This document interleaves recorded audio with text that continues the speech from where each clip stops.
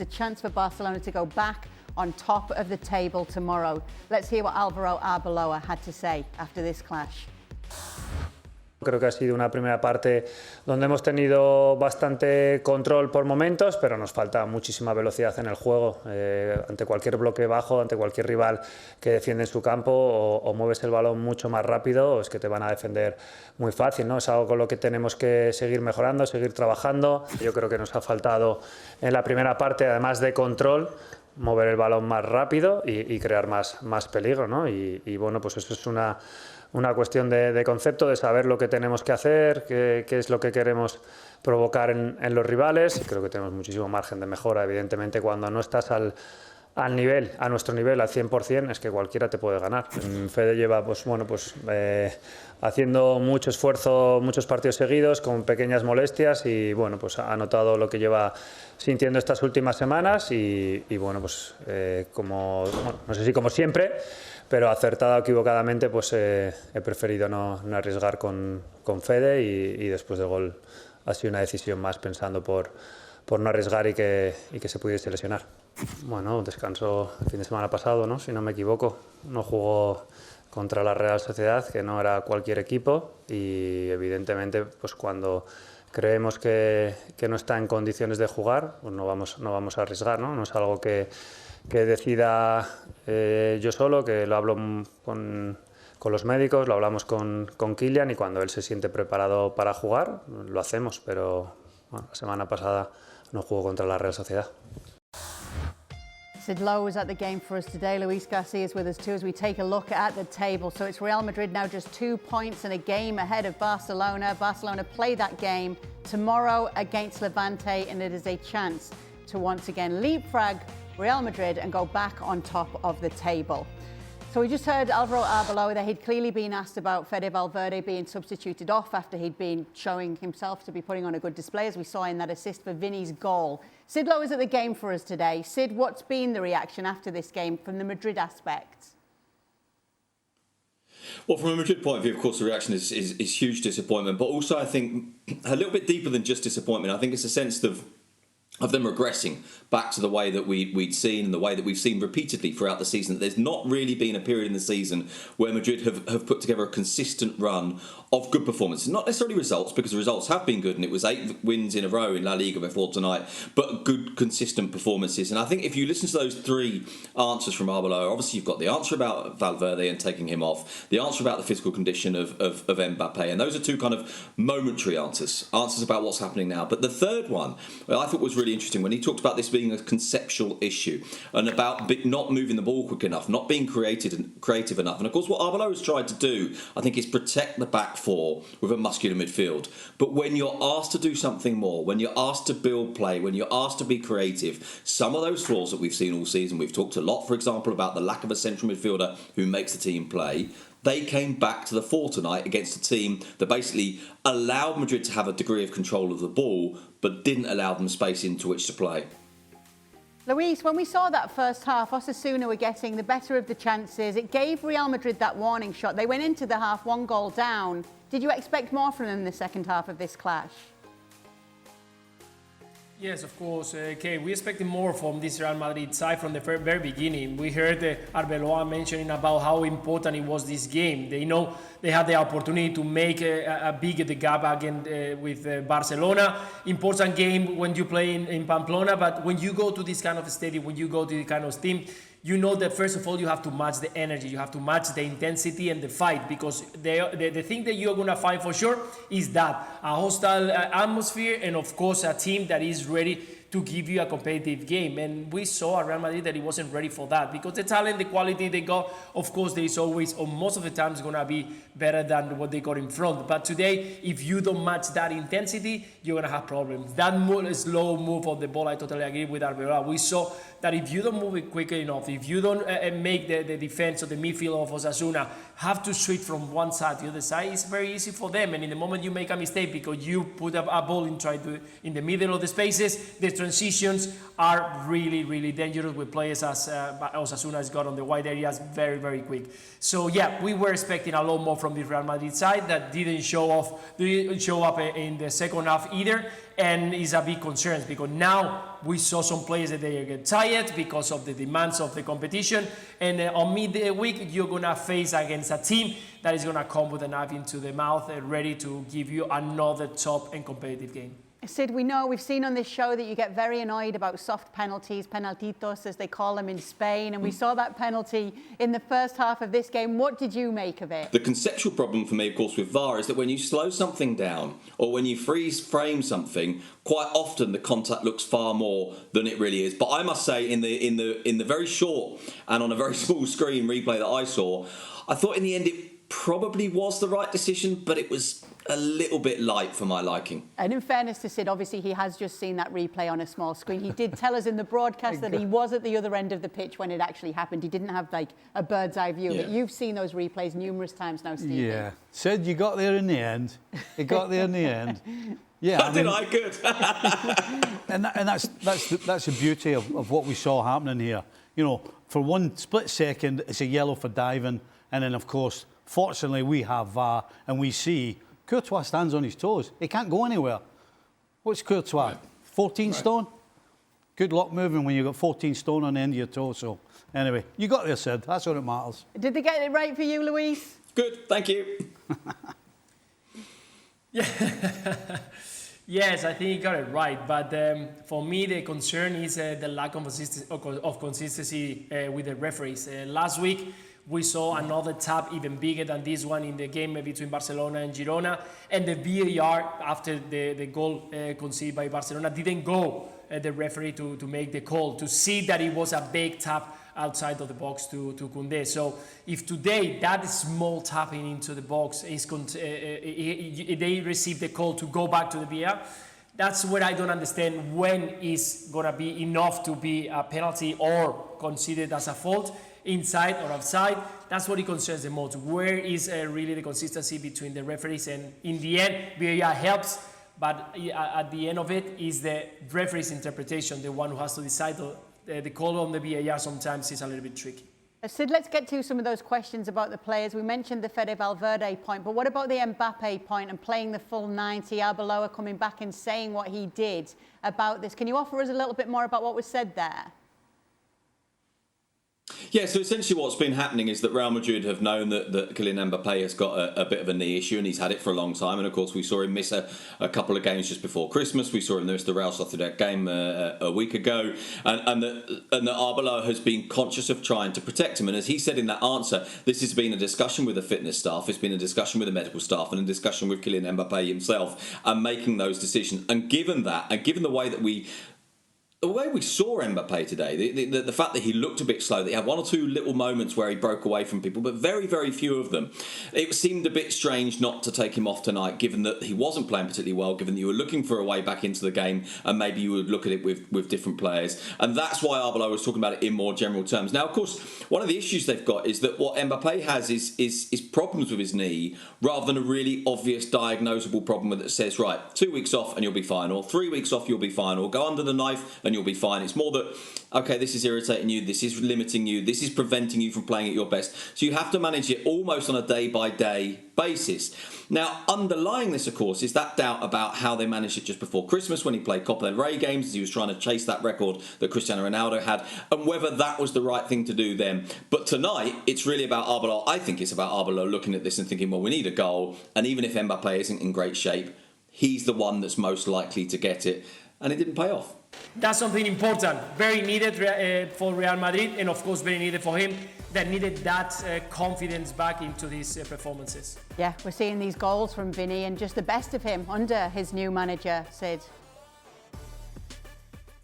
Yeah, and I think, we were talking about this when we pre-game this evening. I think there's two things that are happening with Vinicius under Arbeloa. One of them is if you like, the emotional work that Arbeloa has done, which is essentially, look, put in the most simple terms, Arbeloa has turned up and said to Vinny, you're great, you're brilliant, you're going to play all the time, I trust you, there won't be any friction between us, I'm on your side. That's the bottom line. Then there's been, I think, a tactical element to it, which I think is linked to that, which has been to say, you won't need to do all the chasing down. You won't necessarily need to do some of the work that Xabi Alonso wanted you to do. You won't necessarily need to do the tracking back. We will liberate you from some of that. And that's, of course, one of the reasons why Arbeloa has been going for this three-man midfield to try and protect the back four and effectively have Mbappe and Vinicius play with freedom. So those two things, I think, have helped. And I think there's no doubt about it that with Vinicius, a big part of his game is emotional. And what Arbeloa has done, and obviously the big question now is this a permanent change? Is this something that you can maintain over time throughout the season that's good not just for Vinicius, and this is really important, that it's good not just for Vinicius but for the whole team? That's the question mark. But in the short term, of course, there's no doubt that Vinicius looks happier and looks freer than he did before. Massive win, isn't it, Sid, for Osasuna, given how long it had been since the last time they'd beaten Real Madrid? Yeah, 11 years since they've last beaten Real Madrid. Now, there's this phrase that's always trotted out about El Sadar, that this is one of those places that's difficult to go. It's one of the places that's hostile for Real Madrid. It's one of those places that if Madrid are going to win the league, they win it at El Sadar. And you have this kind of image of this being the place where they go and they lose. But they hadn't lost for 11 years there. Their results have been really, really good there. 6 wins and 4 draws in the last 10 visits. And this was, I think, from Osasuna's point of view, huge because of that. And you could tell in the stadium, in terms of the atmosphere, that the Real Madrid game is the biggest one for them. Truth be told, they do not like Real Madrid. There's all sorts of reasons for it, and they really don't. But I think there was a little bit more than that as well. It's also about Osasuna, who a month and a half ago looked like they might be dragged into a relegation fight. They're now looking at this and thinking, hang on, there's half a chance of a European position. They've now gone 6 games unbeaten. They haven't lost at home since November. They're a team that are starting to get the very, very most out of the qualities they have. Now, they're not the most talented team in La Liga, but they've got a handful of very good players and they're extremely well organised. And I think right now, at least, they're in a position of real optimism, but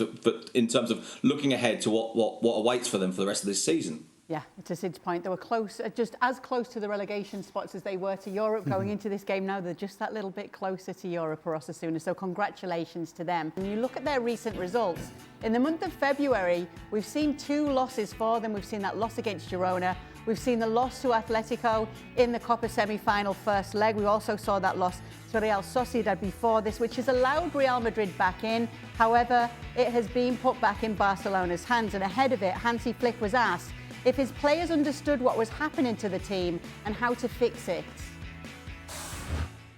They're convinced about what we are doing, about our style, you know, the way how we played last season, the philosophy, or also this season, are from 5 titles, we win 4 titles. So it's like that. And I think also the way I spoke with many players, how we want to play, it's they're convinced about that 100%. You think they can turn things around here, Luis? You think it is just a bit of a stumble that they're going through, or are they just proving to be unpredictable right now? Yeah, I think that they are a little bit unpredictable, I must say, and it's true that the consistency that Barcelona needs to have to become again the winner of La Liga, it has to be there, and it hasn't been. We heard also Dani Olmo mentioning that we are not going to change our idea, our philosophy, because a couple of games that we didn't get the result. But it's true that it's a massive concern, the high line, the problems that they have when they don't have the ball, the problems that they have when they make mistakes in the middle of the park, and the transitions became just a threat just because you just lost a ball in the middle. So Barcelona needs to really address the situation. I understand that you cannot change the whole way of playing, the whole idea, but just maybe make some adjustment, or even making the adjustment in some of the games. Probably 90% of the games you can play the same idea with the same way of playing and the same vision, but there are games, and it's been proven against Atletico Madrid, last year against Inter de Milan, where you got in front a team that it can make you struggle with that kind of situation. So just try to manage those moments, and I'm sure that Barcelona will get back to their best. It's hard to put your faith in any of the top 2 right now, Real Madrid and Barcelona, as to who's going to go on and win this title, Stevie. Well, it is, because, you know, Real Madrid basically are just not that good a team.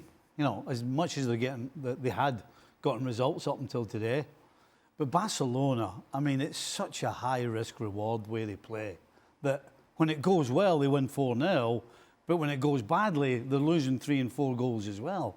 So, I mean, I don't know which way you're trying to push me here, but I can't go any way because you can't trust them. It really is hard to go any way right now, isn't it, Sid? We don't really know what's going to happen this season. No, I mean, I was watching Barcelona against Girona on Monday night, and you know, as you know, Kay, because we've been talking about this now for a year and a half, every time we talk about the high line, I always try and defend the idea of the high line, and I say that, look, as Hansi Flick said, they've won 4 out of 5 trophies. They're fantastic to watch. They almost won everything last year. They reached the Champions League semi-final. They won the league by some distance. They won the Copa del Rey. They won the Super Cup. They've just won the Super Cup again. And you sort of think, well, you know, it's not that bad. You try and defend it, and of course you try and see it in its context. And the context is that this high line can work if the pressure is good in midfield, if you break well yourself, if you can recover well at the back, all of these kind of things.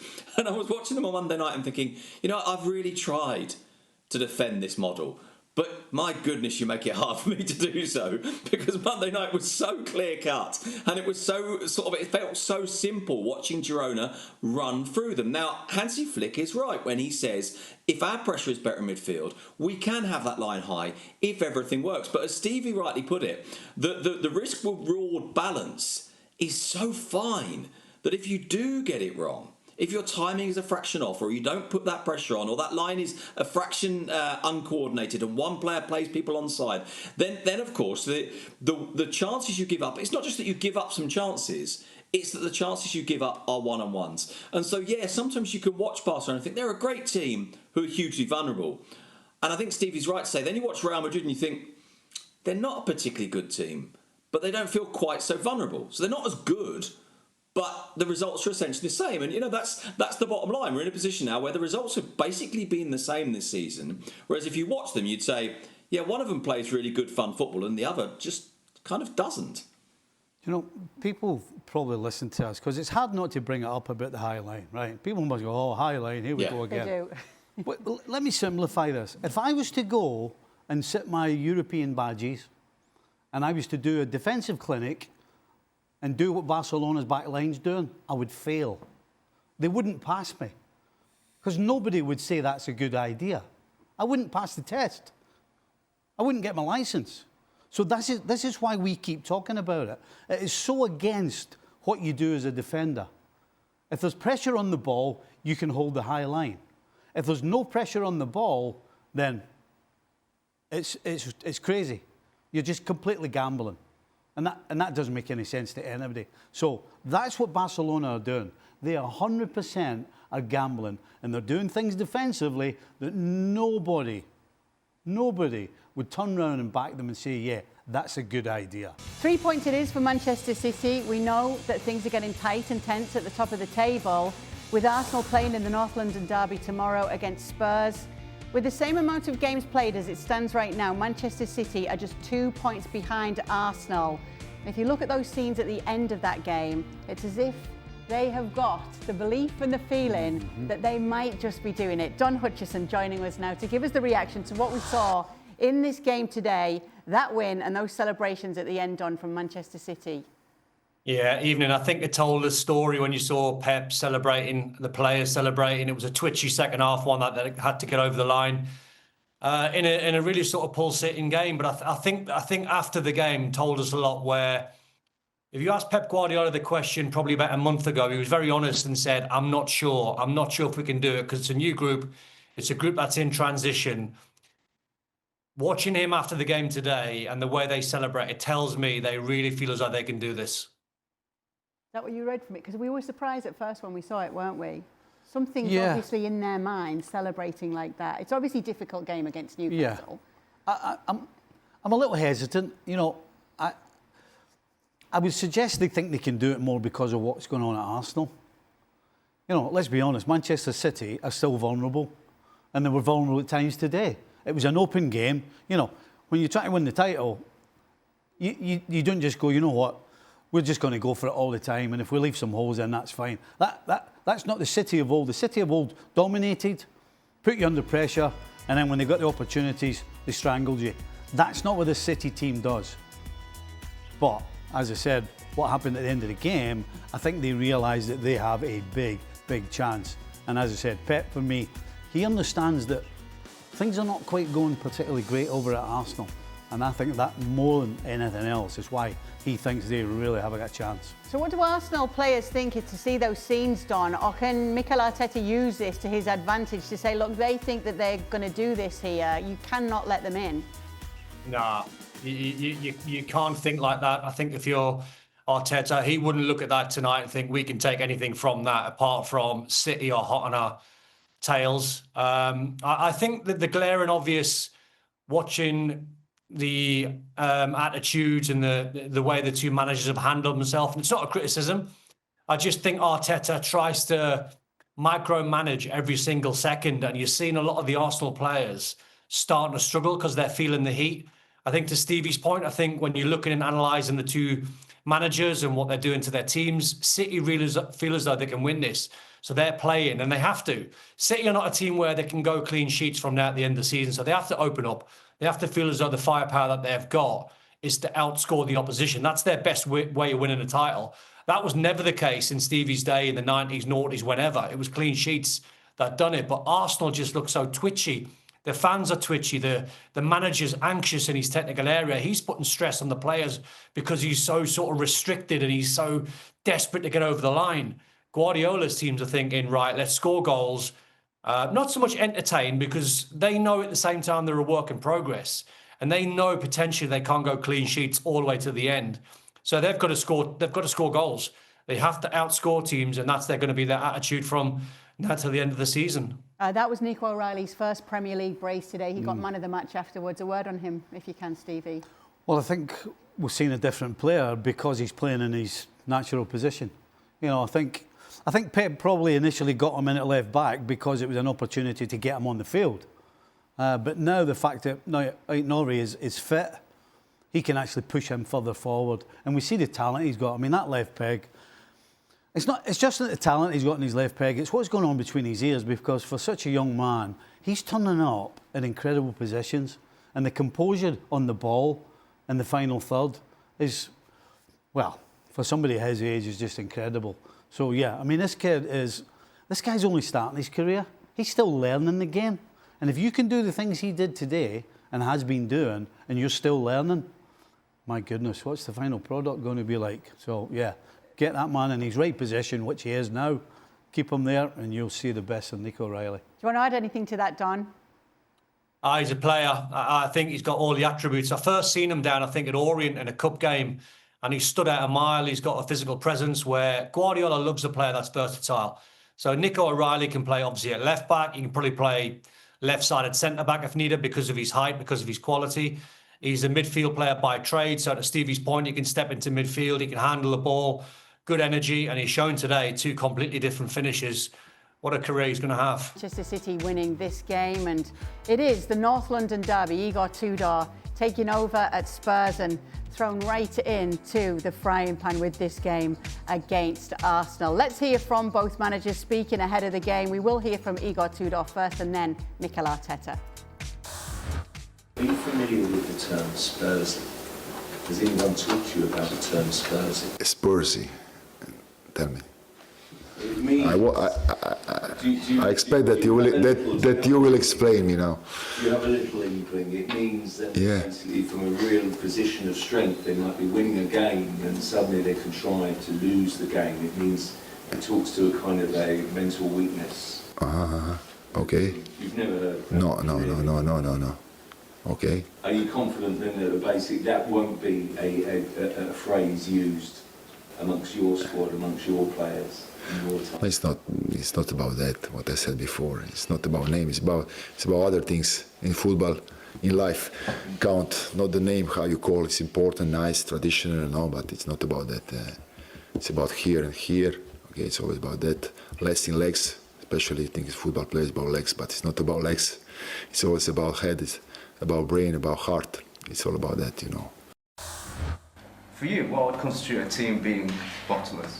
Sorry? What would constitute a team in general being bottomless? It's not part of my vocabulary, and I don't see it like this because I don't think anybody wants to do that as an intention. But I wouldn't use that word, but that's me. All the words being put to the boys, Spursy, Butlers, they're hearing it all in these pre-match press conferences, aren't they? That's a naughty question. It's a little bit naughty, isn't it? Where do you want to pick up with this one, Don? What are your expectations for the North London derby tomorrow? I mean, I'm looking forward to the game, but I mean, the two managers there just being thrown some very, very awkward questions, loaded questions that you can't really win. So Igor Tudor just battered it off, and I think Arteta done the same thing. There were very loaded questions. I think the big question is going to be is what Arsenal turn up, because the last 3 or 4 games, especially the Wolves game, where I mean, I commentated on the FA Cup game when they played Wigan. And they beat them 4. The game was over in about sort of 10, 15, 20 minutes max.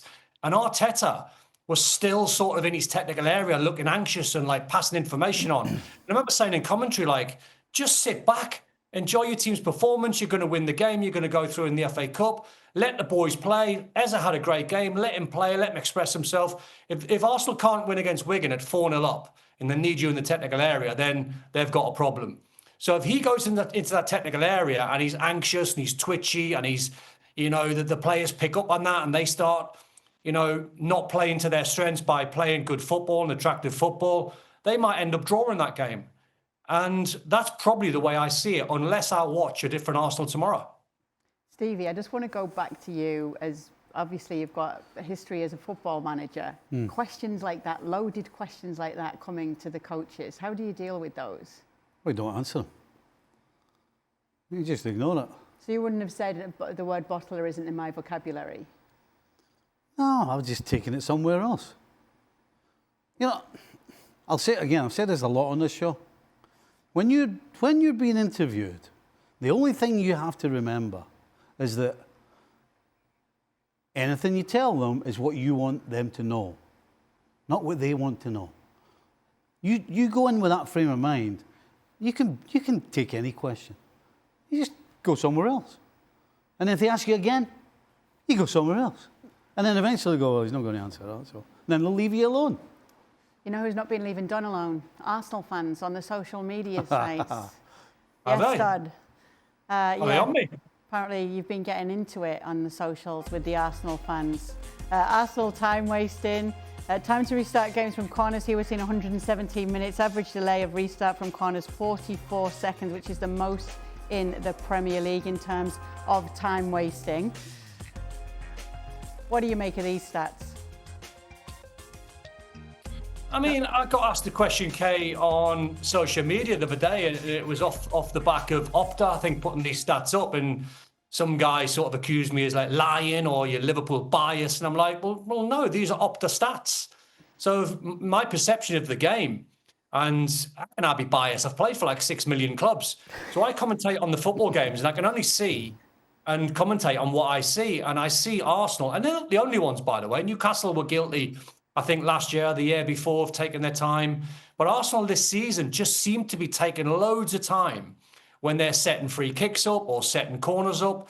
Trossard was a strange one, which I didn't like the other day, because he went down after he got pushed in the chest, and he went down holding his head, so he used the concussion sub, which I think goes down a very, very awkward road, because the concussion rule was brought in to be very genuine, trying to look after the players' interests. To try and use that to try and get another sub onto the pitch when he got pushed in the chest didn't sit well with me. So I'm only just using those Opta stats as exactly what I've saw in games. When it comes to time wasting, are you fair game with what you see? Of course, who cares? If Arsenal can get away with it, good on them. There's loads of ways to win the title. You can bludgeon people with goals, or you can keep clean sheets, or you can kick lumps out of them, or you could score from set pieces. Or guess what? When you're ahead, you can waste a bit of time. Absolutely. Listen, if Arsenal can get away with it, then go on, keep going, keep doing it. Unfortunately for them, though, Opta's not done them any favours, because as impartial as referees are, there's no question it'll be in their head, because somebody's going to tell them, and they're only human, and so there's going to be some stage where either they're going to give a corner away because the goalie's taking too much time, or some other thing will happen. A yellow card maybe for wasting time. So up until now, Arsenal, good on you for getting away with it. Hey, you got to do what you got to do to win the title and win games. Yeah, that's what happened in the Wolves game. I think because they'd wasted so much time, it'd come to bite them in the backside because Wolves scored a late equaliser. Well, and see, that's the other argument, right? I don't go along with that argument. They didn't lose it because they were wasting time and the time was added on. They lost it because the goalkeeper and the centre-back made basic errors. So it had nothing to do with the time. It really was to do with what they do on the football field. With all that being said, what's your prediction for tomorrow? Oh, I can't see anything other than an Arsenal victory. Listen, the new manager bounce, all of that stuff will probably have some effect at the start of the game. But then the basics of the game that I was just talking about there, you have to get them right. And Spurs, so far this season, on very few occasions, have got the basics right.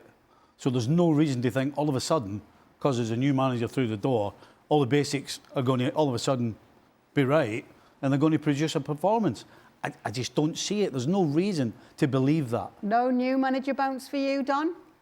I disagree with Stevie. I think it'll be a score draw. I think you'll see manager bounce. I think you'll see a brilliant atmosphere, which should drive the Spurs players on. It should make them run extra hard. I know their home form's not amazing. If this was away, I'd say guaranteed Arsenal win. But as is it Spurs, surely that hostile atmosphere must count against something. And I think they'll nick a draw, Spurs. Chelsea blow another lead at Stamford Bridge. It would finish 1-1. They've been struggling to close out games. In fact, dropping points at home has been a trend for them this season. We're also seeing the disciplinary issues once again. That's the 8th time this season that they have been reduced to 10 men. I suppose we've got to start there, really, don't we, Don? The fact that they're not closing these games out and they're dropping points at home. Yeah, I think I saw a ridiculous stat today that they've had more red cards than home wins this season, which is absolutely nuts. It's crazy. I mean, when you look at that Fleming goal again, I mean, you don't have to keep looking across to your coach and your manager to see or ask what to do. If you're Delap, get on the goal line. You know, get on the line and try and help your team. You don't have to just listen to your manager, your coach all the time. And, you know, it's not a manual, this game of football. Sometimes you've got to think on your feet. Sometimes you've got to think for yourself. But it definitely is a problem how many points they seem to be dropping, and definitely a problem. We criticised Arsenal when they had so many red cards that cost them the title. This is definitely a Chelsea problem that has to be fixed. Yeah, they should have lost this game. Bryn Larson with the last touch of the ball from a corner, exact same position, pretty much the exact same situation, heads it over the crossbar. Chelsea should have got nothing from this game. Now, they should have won this game comfortably because up until the red card, Burnley hadn't even seen the goal, never mind score a goal. And so Fofana has taken a turn because you go around this Chelsea team, they all take turns at getting sent off. And he's done it today, and absolutely it's cost them 2. We could say Chelsea should have lost, but they also should have won comfortably at home against Burnley, shouldn't they? Well, they should, yeah. And for 75 minutes, that was the script.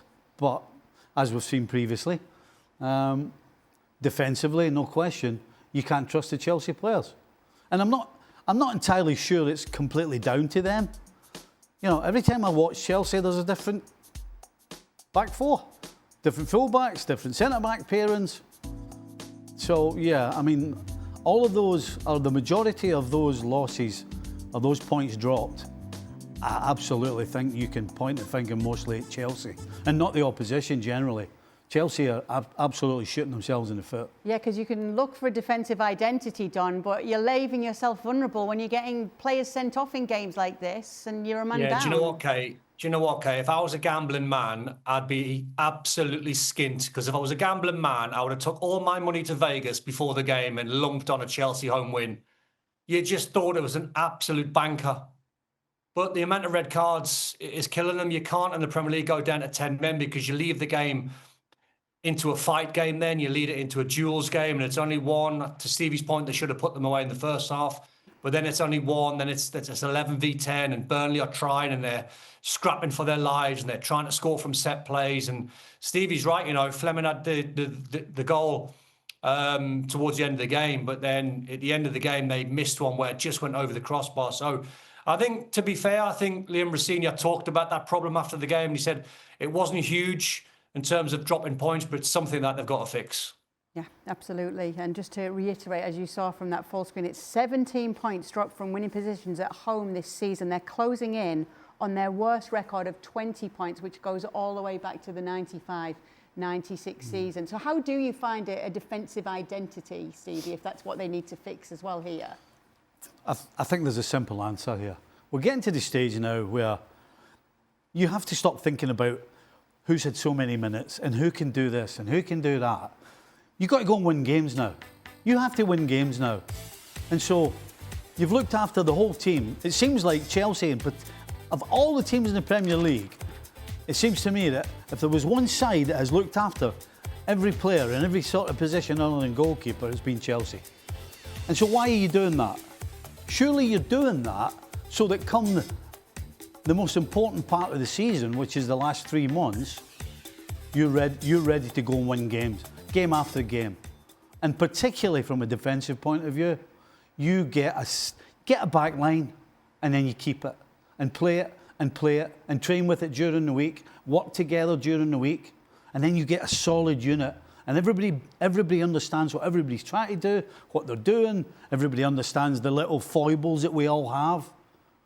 But when you keep change it, you're never going to get any sort of consistency. And so on days like today, when you've had so much of the ball, but really haven't used it well enough in the final third, if you have that solid line, you win 1-0. Nothing wrong with winning 1-0. It's great to win 3 and 4, but there's nothing wrong with winning 1-0. But if you've got a back line that is unsure, then you see this is a great example of what can happen. To the game, though, our team who were pitchside, Anna Saralanga and Patrick Aubameyang, brought us this. We didn't change too many things, but the word confidence, that is very important. We knew that Bayern will press, especially at the start of the game, to have the score as soon as possible on their side. But what I said to the boys is about personality with the ball. We have nothing to lose at the halftime. If you say to them, listen, play and enjoy with the ball. The positioning, I didn't change the positioning. It was just one situation with Collins and Doan. Instead to be Collins as a centre back and Doan outside, I changed opposite. Collins more open as a full back and Doan inside, that we could play the pass out. And it will be easier for us to go out of the pressing. But this is small change. For the rest, calm. The players, as I am always saying, the players, they are the most important. They are the actors. So yeah, I'm the responsible to put them in a good position, to make them the plan of the game. But at the end, they are the players. If they have the calm and they believe that making run the opponent, especially the opponent that doesn't like to run, that is the best way how to create chances. A bit of a lack of focus. I think this happens. I think we're so happy to come away with the 3 points, but I think our focus and energy dropped a little bit for a little bit, and against a good team they will punish us for that. So if we want to go for our goals, we have to keep our level high at all times. I will speak about both topics, the first half and the second half. I think in the second half, it's not the full second half, but for sure, after the 3-0, we got out of our rhythm a little bit. The game was stop-start. In the moments that they had, they did better than us at the end of the game. And they believed that they could create something, and they created something out of nothing, and it's exactly what is dangerous in these type of games. But then, like I said, I don't forget the full game, because we were extremely dominant against a good Frankfurt team. We were creating so many opportunities. We could have scored more.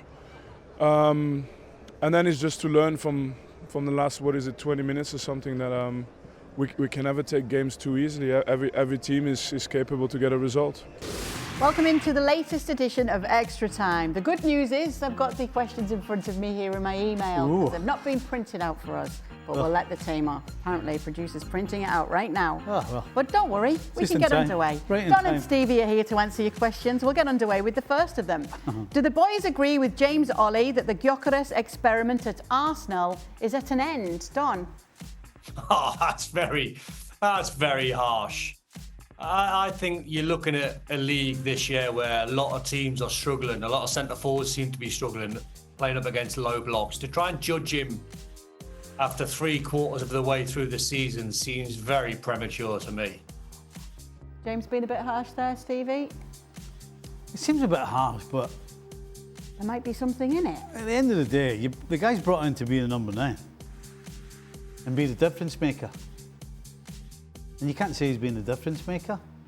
And he's actually in the same position that 2 other, maybe even 3 other strikers are in the same spot, who were actually at the club when he was bought. So I don't think you can turn around and say it's been a huge success. Probably is a bit harsh though to say the experiment's over. All right, 4 wins in 5 for Manchester City, Stevie. Is this the start of their usual come-from-behind title charge? It looked like they might thought it was today with the celebrations. The way they were celebrating after the game, then it was like that's what you do after a cup final, isn't it? I'm not convinced that Man City will do what they've done in previous years when they were at their best. I still think they are vulnerable defensively. And at the end of the day, as much as you could argue that it's in their own hands, because if they win every game, they win the title, because that means they'll beat Arsenal. At the same time, I'm still sticking with the team at the top of the table. Okay. They did feel pretty emphatic today, didn't they, Don? Those celebrations, as if they've got something in their minds. Yeah, I think there's definitely something in that. But I think more importantly, I think when you look at the immediate future, Man City have got games on paper where they should win. Arsenal have got very tricky ones. North London derby tomorrow, then Chelsea, then Brighton. And then I read something today and seen something today that after the North London derby, I think there's about a month where Man City play before Arsenal. So they're going to be piling on the pressure before Arsenal have to play their game. So that's going to add a little bit. If they win those games. That's how you pile on the pressure, isn't it? All right. Don, percentage chance Kane gets overlooked for the Ballon d'Or even if he scores 50 goals. 100%. 100%. I mean, he's just been one of the best strikers in world football for, 5, 6, 7 years? But I mean, he's got some competition, and he like Kylian and Vinny Jr. and the Dembélés of this world, like top players. But he has to be in the conversation. Okay. Who is more likely to miss the Champions League? Did I miss Stephen? something there? What? We didn't get a percentage. He said 100. Oh, did he? 100% he gets overlooked. Oh. All right. Sorry. All right. Who's more likely to miss the Champions League, Stevie? Chelsea or Villa? Do you want a reminder of the table as it stands right now? No, Villa's ahead of Chelsea. I think I'd say Chelsea. I think I would say Chelsea. Yeah. I think Chelsea and Liverpool are the 2 teams that look as though they're the ones fighting for the 5th spot. That's how I feel right now. Man U? Well, see, Man U are playing 1 game a week between now and the end of the season. They would be. I would suggest Man U were 3rd in the race. I think Liverpool, Chelsea, absolutely are battling out for the 5th spot. And if there was one of the top, if there was one of Arsenal, City, Villa, and Man United that might end up there or end up missing, it would be Man United. But I still think it's Chelsea or Liverpool that are going to miss out. Are you working tomorrow, Stevie? I am. I'd love a camera on Stevie watching the Forest Liverpool game tomorrow. It's going to be a bag of nerves. No, you don't. Honestly, I'm looking forward to the Spurs Arsenal game. I am not looking forward to Forest against Liverpool. It's a tough watch right now. Honestly, but just watching the games with Stevie anyway, he'll start shouting at a mistake a defender makes, and you're like, which game's he talking about? Because he gets really annoyed at mistakes that he's got no interest in the game, no investment whatsoever. So you'll get those little moments as well with Stevie. Give you that, Don. Did you see Atletico Madrid today by any chance? Yeah, but I've just seen that goal in the A-League. I mean, they are me. Yeah, but here's the thing. Here's the difference. It's the A-League, right? We're talking about La Liga, one of the Premier Leagues in European football, and you've got Sorloth on his first goal. The defender isn't even looking at the ball that's 40 yards behind him. He's facing Sorloth and the goal's there. And had he been facing the ball, he would just have cleared it. That's not acceptable at that level. That's why I was shouting at the TV. That's not unacceptable. The ball's being crossed here and you're facing that way and the goal's over there. It's like, What? Yep, he was out of his seat and everything. Stevie and Don, did you ever suffer a setback or another injury while coming back from a serious injury, similar to Alphonso Davies, who injured his hamstring today? Were you ever concerned that you might not ever be the same type of player? My biggest surgery came when I was 31, and I ruptured my ACL. And it's a brutal rehab. I mean, I could write a book on the rehab. It's so brutal. It's so painful. I respect any player that comes back and plays at the very highest level, having gone through an ACL operation myself, and see them come through the other end, because it is brutal. And then what happens is you then start to pick up little hamstrings and little calf injuries, because the surgeons probably put you into a different gait of running, shall we say, and your body's got to try and adapt, where your hips might be a little bit higher and your running gait's a little bit different, so then you have a little bit more force on the outside of your leg or down the calf. So basically, when I had my ACL, I'd done really well. I come back after about 10 months, but I'd done really well for about 4 or 5 years of running, and then all of a sudden I started tearing lateral cartilage. Flew out to see Dr. Stedman in Vail, Colorado. He'd get me back for pre-season, and I'd done that 5 years on the spin without telling anyone, without telling my clubs, without telling my physios, paid for it myself. And I was convinced I was tearing lateral cartilage just because of the big operation that I had, repairing the ACL. It's tough. That's the hardest part of what we did, that people don't get. The things that go through your head, because you just don't know. I mean, it's lying in bed looking at the ceiling thinking, am I going to play again? Something similar to Don. In the World Cup in '86, I didn't know I went with a hernia and a torn stomach muscle, and I didn't find out until I came back, and I went and got the surgery on both. Came back training probably 6-8 weeks later. And then about 5 or 6 weeks later after that, it went again. So I had to go back in and get the surgery again. And they told me just to forget this year. Start again, the next pre-season. And then I came back in the pre-season, and after 10 days, I started feeling my stomach again. And they kept telling me it was scar tissue. Unfortunately, it turned out it was. But my goodness, for the next 2 weeks, I don't think I slept at night. I thought that was it. I thought I was done. But fortunately, it was scar tissue, and I got over it. But I'll tell you what, that year, all the things that go through your head. Yeah, I suppose that's the side we don't see when we're watching the game. We all think we're strong, and we all think we're rational, and we pretty much are. But then when something like that happens, all of a sudden, all the things that go through your head, and you're like, where did that come from? And why am I not? Everybody's trying to tell you to be positive, but you're lying in bed looking at the ceiling at night, wondering what's going to happen. Yeah, that's tough. Yeah, absolutely. Don, last question. What the heck happened to your Italian boys in the Champions League this past week? I know. I tell you the only positive though, Kay. Did you see Juventus's 4th strip today? What a kit! That is unbelievable. Didn't bring them any luck though, Don.